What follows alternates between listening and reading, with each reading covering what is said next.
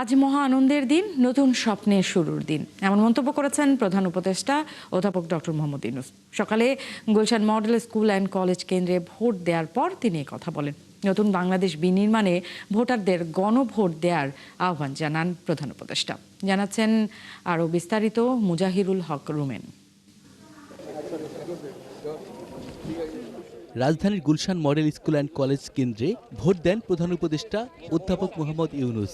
ঢাকা ১৭ আসনের একটি ভোট কেন্দ্র এটি। হাস্যোজ্জ্বল অবস্থায় নিজের ভোট প্রদান করেন তিনি। এ সময় ছিল ব্যাপক নিরাপত্তা ব্যবস্থা। ভালো মানের রডের থেকেও 12% অধিক শক্তিশালী। আকিজ ইস্পাত, কমিটেড টু কোয়ালিটি। এরপর গণমাধ্যমের সাথে কথা বলেন প্রধান উপদেষ্টা। অধ্যাপক ইউনূস বলেন, এই দিনটি জাতির জন্য উৎসবের। সবাইকে ভোট কেন্দ্রে আসার আহ্বান জানান তিনি। নতুন বাংলাদেশের জন্মদিন, সারা দিনব্যাপী আমরা এই জন্মদিন উৎসব পালন করব। এটার মাধ্যমে আজকে যে প্রক্রিয়া এখান থেকে শুরু হলো, এর মাধ্যমে আমরা অতীতকে বর্জন করলাম। আজকে থেকে আমরা প্রতিটি পদে নতুন বাংলাদেশ সৃষ্টি করার সুযোগ পেলাম, এবং এটা আরও নিশ্চিত হবে গণভোটটা দিয়ে। প্রার্থীর জন্য আমরা ভোট দিলাম, সেটা খুব গুরুত্বপূর্ণ, কিন্তু গণভোটটা খুবই গুরুত্বপূর্ণ।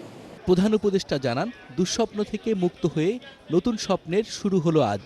এবং বাংলাদেশের সবার মনে এটা মহানন্দের দিন, মুক্তির দিন, আমাদের দুঃস্বপ্নের অবসান, নতুন স্বপ্নের শুরু। সেটাই হলো আমাদের আজকের এই প্রক্রিয়া। ভোট উৎসবকে ঈদের সাথে তাল মিলিয়ে প্রধান উপদেষ্টাও ঈদ মোবারক বলে হাস্যোজ্জ্বল অবস্থায় ভোট কেন্দ্র ত্যাগ করেন। সবাইকে মোবারকবাদ জানাচ্ছি। ঈদ মোবারক। ঈদ মোবারক। মুজাহিরুল হক রুমেন, ৭১, ঢাকা।